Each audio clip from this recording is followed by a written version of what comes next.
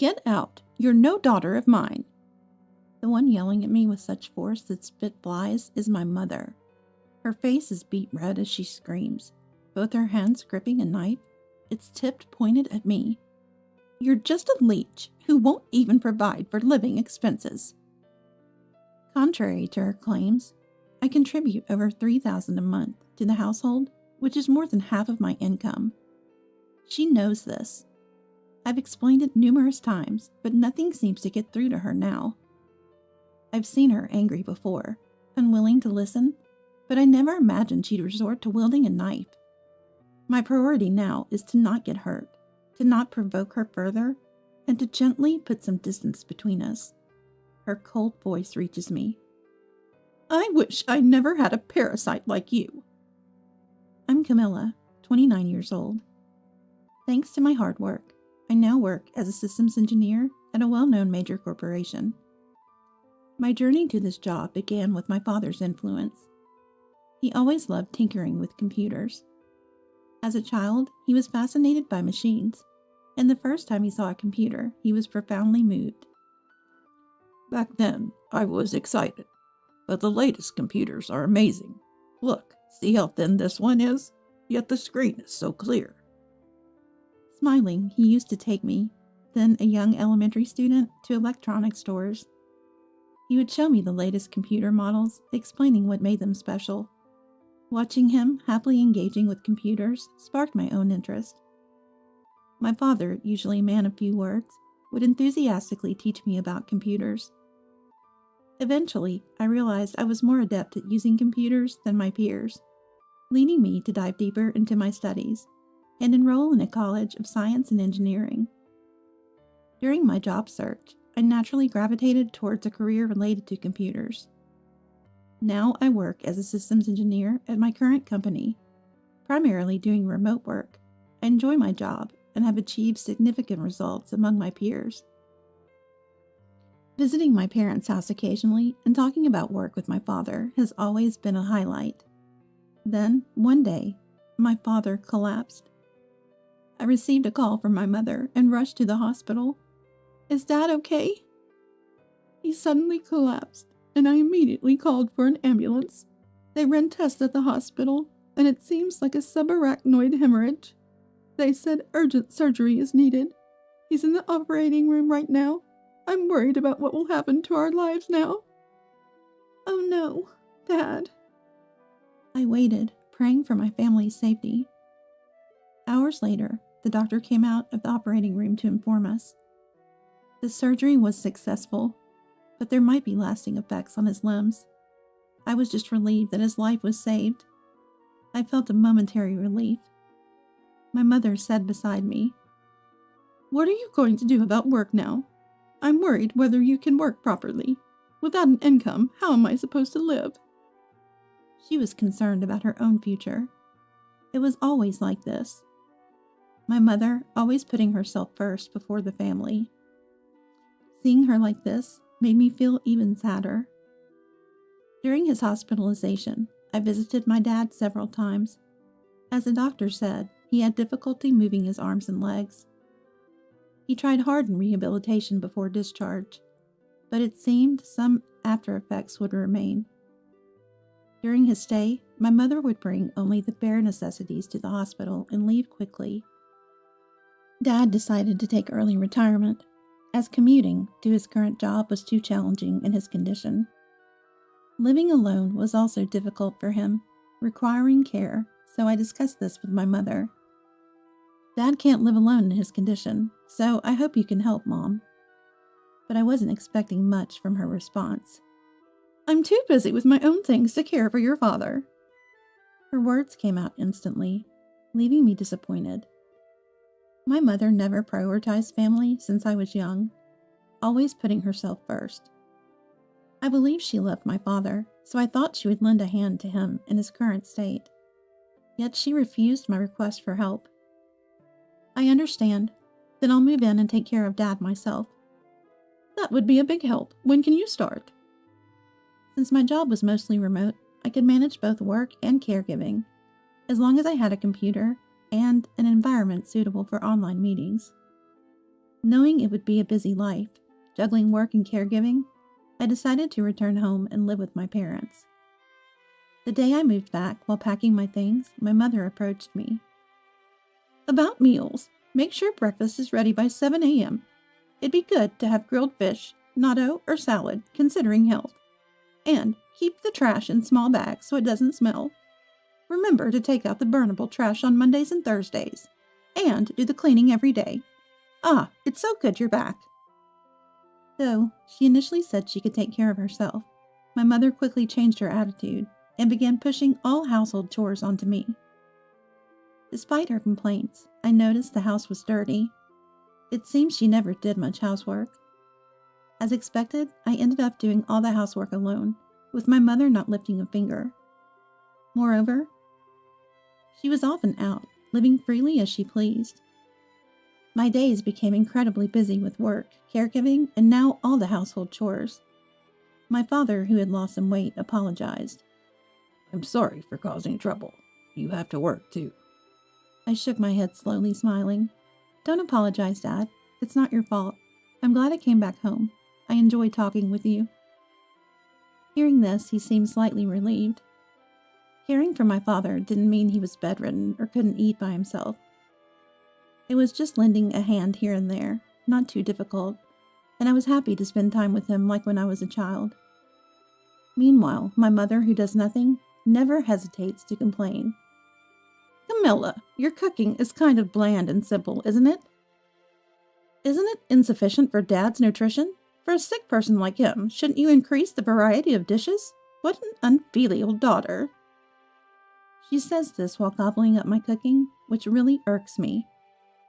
However, mentioning Dad made me think seriously.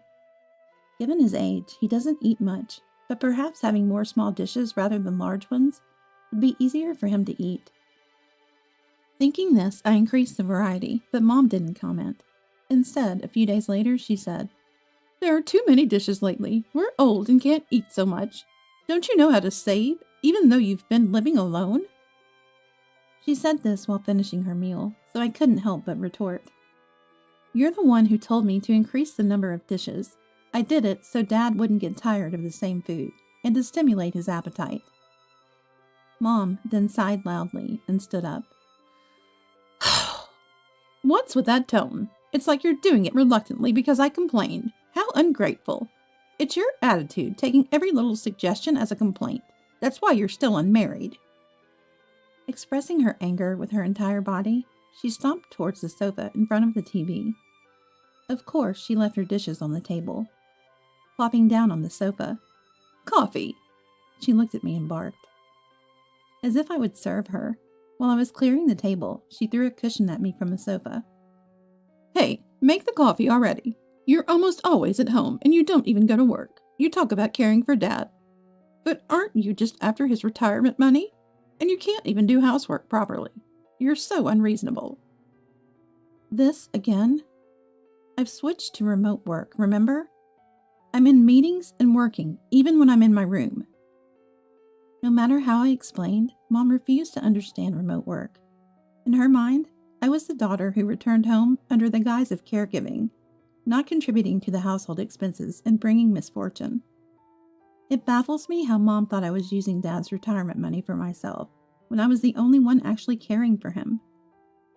In reality, I was the one caring for Dad, earning for our parents' living expenses, and doing all the housework. I've been dealing with Mom's whims since childhood, but I've reached my limit. It's unfortunate for Dad, but I can't live with the three of us under one roof. A few days after making this decision, I accompanied Dad to his rehabilitation. He was motivated, and though dramatic improvement was unlikely, we were preventing further decline. As the doctor encouraged us to keep going, we returned home to see Mom leaving the house hastily with a large bag. It was normal for her to be out often and to come back from department stores with big bags, so I didn't think much of it. However, the next day, when I went to go shopping and opened my closet, I realized all my precious bags and accessories were gone. What? Why? They weren't something I wore often, nor had I moved them, so they should be here. Then, I remembered Mom's hurried departure the day before and confronted her. Mom, did you go into my room yesterday? Why are you asking all of a sudden? This is my house, and I can go into any room I want. Then what's in that bag? Mom was holding a bag from a high-end brand. It was clearly something she had just bought.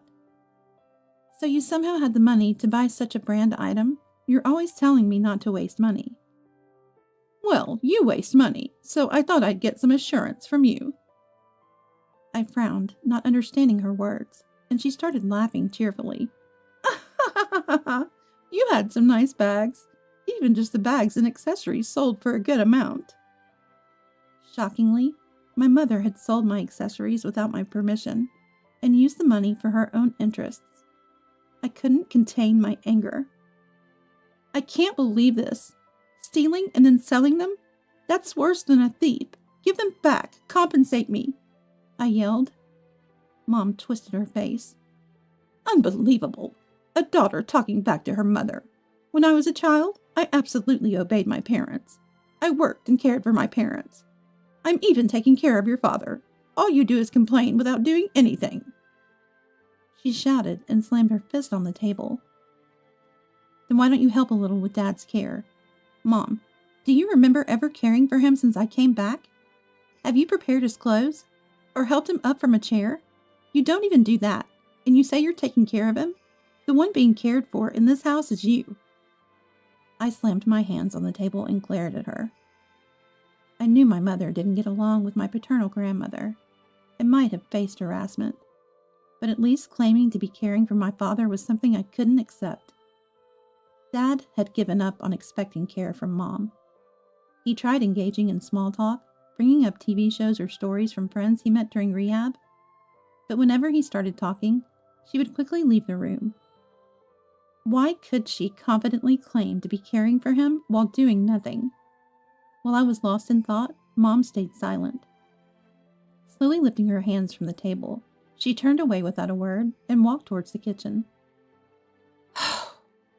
I sighed, thinking she was escaping the conversation again, but she returned unexpectedly quickly.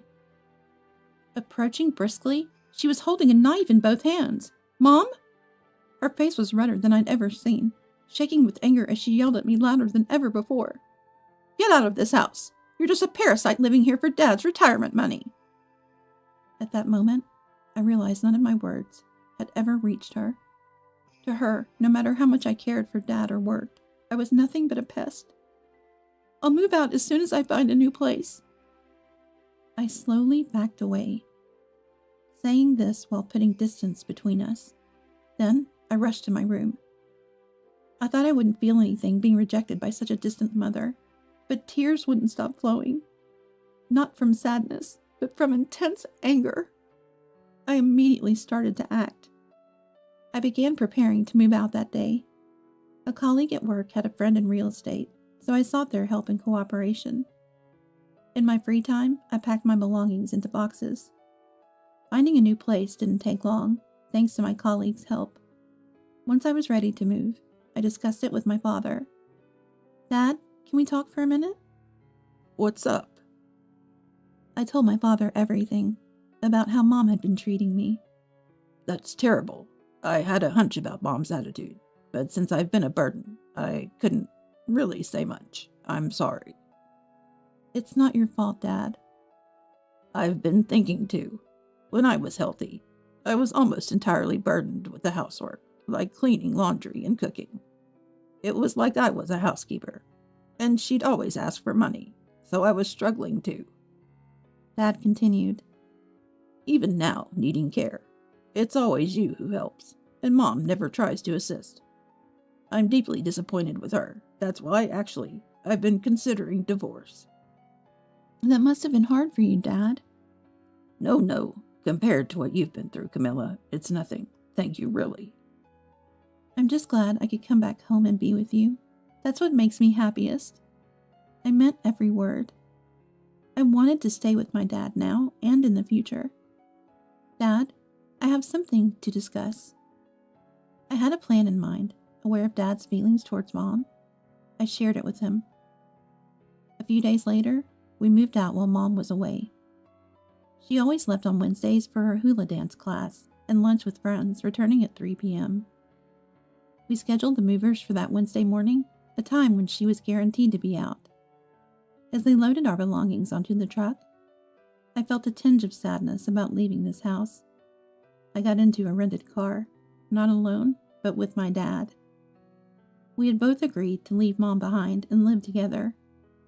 In the car, Dad said, Camilla, are you sure this is okay? You could have been freed from taking care of me. "Don't say that, Dad. I want to live with you. That's my greatest happiness. Let's do our best together." Thank you.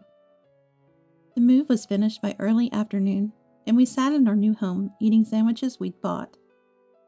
"Sorry, it's just sandwiches today. We didn't have much time." It's nostalgic. I used to eat them often before you came back. I didn't have time to cook because of work. Mom always complained. Dad laughed. The sandwiches tasted delicious as we chatted about trivial things. While we were settling in, the phone rang. It was Mom. I answered, putting it on speaker so Dad could hear. "Yes?" "Why have you both suddenly disappeared?" I could tell Mom was furious over the phone. "Why are both your and your dad's belongings gone?"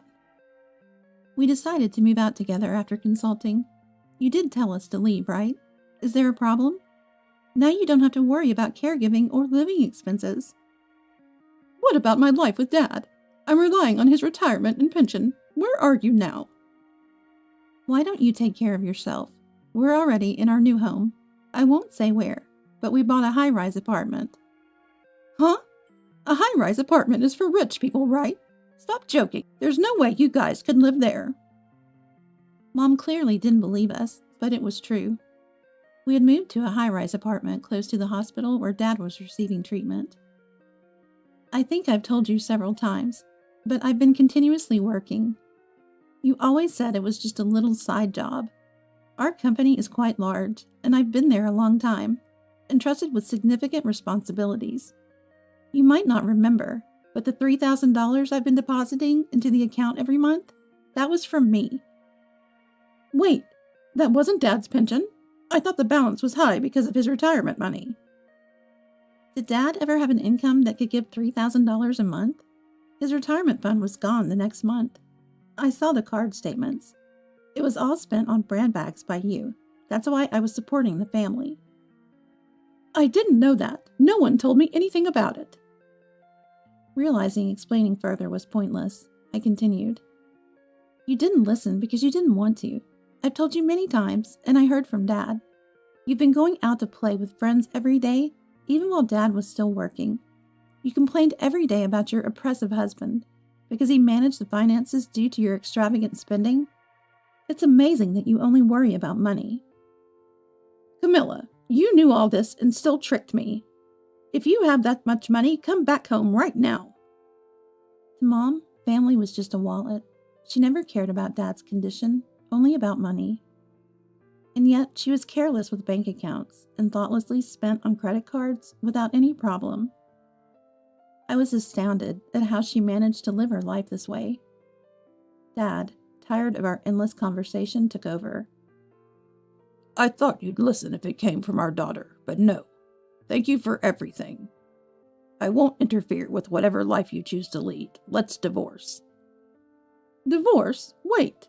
What about my life?" You're free from caring for me now. You can live freely. I'll send the divorce papers later. Just sign them." She really could only think of herself.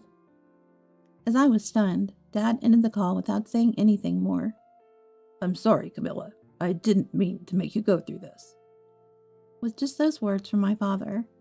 "Thank you, Dad," I responded. The next day, we were scheduled to go to the hospital for Dad's appointment. "I never imagined living somewhere so convenient. Thank you, Camilla." "I wanted to make life easier for you, Dad. Plus, compared to New York's high-rises, the prices here are much more reasonable. Looks like we can live comfortably." We left the house, having that conversation. It took us about 10 minutes to reach the hospital. As the automatic doors opened, we were taken aback. Sitting near the entrance was my mother, apparently waiting for us since morning. Upon seeing us, she sprang up as if she'd been waiting just for this moment and approached us. What was that call yesterday about? I knew nothing about your salary or you two moving out. I won't allow you two to live in a nice place without me. Suddenly, her hand reached out to grab me. Let me live in the high-rise too. I remained calm despite her behavior, wondering how she could think such demands would be met. It became clear she had never considered our family, and I felt pity. What Dad and I decided is final. Please give up. From now on, I won't think of you as my mother. Thank you for everything until now, but let me live my own life from here. I won't allow it. I don't need your permission. Let go of me. This is a hospital. If you continue, I'll call the police. Mom regained some composure and looked around for the first time. Other patients were staring at us, and hospital staff, accompanied by a security guard, were approaching. Hastily, Mom let go of me. Is everything okay? Without looking at the person who asked, Mom hurriedly left. I apologized for the disturbance. That was my mother. We had a little disagreement. As I looked towards the hospital entrance, I saw my mother's back, seemingly more frail than usual. In the following days, she lingered around the hospital searching for us, but she only acted boldly towards those she perceived as weaker than herself. After being chased away by security and scolded by other patients, she never showed up again. That was the last time I saw her. Later, Dad consulted a lawyer and decided to pursue divorce seriously. Mom resisted the divorce until the end, even demanding compensation. Once the lawyer explained she wasn't entitled to any, she unsuccessfully tried to plead with him. The lawyer coolly referred her to community support centers, proceeding with the paperwork. The divorce was finalized a few months after the incident at the hospital. Dad decided to sell the family home, which he no longer needed. Mom opposed this until she realized she would receive money from the sale, even after the divorce. Her sudden agreement seemed so unlike the mother I knew. Until the end, she remained obsessed with money, leaving us both sighing in disbelief. After Dad sold the family home, we've been enjoying a peaceful life. I've been busy as usual with work, housekeeping, and caregiving, but the care services are much more comprehensive in this area. I've been able to hire a daytime helper and increasingly attend the office. Dad's condition has been slowly progressing, partly due to age. The doctor suggested we consider a care facility, so we're mulling over our options. Just when I got used to this new life, an unknown number called me. Thinking it might be work-related, I answered, only to hear Mom's voice. Camilla, I've almost run out of savings. It's only been a few months since she received the money from selling the house, and already her savings were depleting. So give me some money. Think of it as your final act of filial piety. I don't have any money to give you anymore. Dad and I are living happily together. Can you please not disturb us anymore? How dare you call me a disturbance? I'm your mother. You should be grateful and give me some money. Isn't that what working for a good company is for? Show some gratitude to your mother. I won't contact you anymore. Exhausted from arguing, I hung up, and then blocked her number. Nevertheless, she kept calling from different numbers. My mother, initially aware of the call blocking feature, must have realized that calling from a different phone would connect her through. I kept blocking each new number she called from, but it was a never-ending game of whack-a-mole. Eventually, I changed my number, which finally stopped her calls. Later, through mutual acquaintances, Dad heard about Mom. After running out of savings, she was living in an old apartment in the suburbs, barely making ends meet with a part-time job. With no money for hobbies, she was somehow managing to live alone. Maybe she's finally learning to live like a person, Dad said. I suppose it might be because I've been indulging her. I muttered softly, sighing deeply as I spoke to Dad. Dad, are you happy now? Dad smiled at me and said, Of course, Camilla. Thank you. I'm sorry for all the trouble I've caused.